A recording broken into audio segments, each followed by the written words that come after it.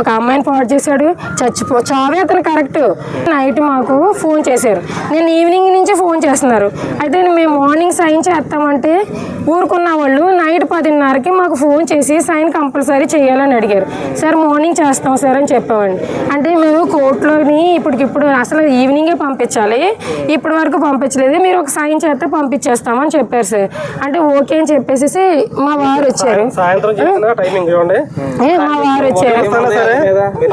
మా వారు చదివేశారు. అంటే ఏంటంటే కోర్టులో ప్రొడ్యూస్ చేయడానికి ఇలాగా ఫ్యామిలీ మెంబర్ ఎవరో ఒకరు సైన్ కావాలని చెప్పి పెట్టించుకున్నారు సార్.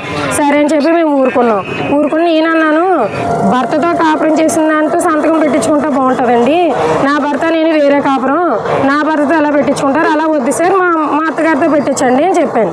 ఎవరైనా పర్వాలేదమ్మా ఇప్పుడు అర్జెంటుగా సంతకం పెట్టండి అన్నారు.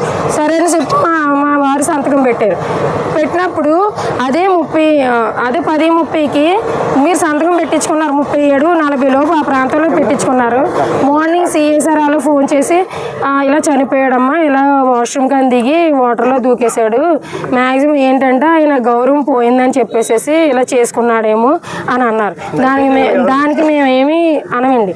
ఒక అమ్మాయిని పాడు చేశాడు, చావే అతను కరెక్ట్, బ్రతుకున్న మర్యాద ఉండదు ఎక్కడైనా, చచ్చిపోయాడు, మేము దానికి ఏమనట్లేదు సార్.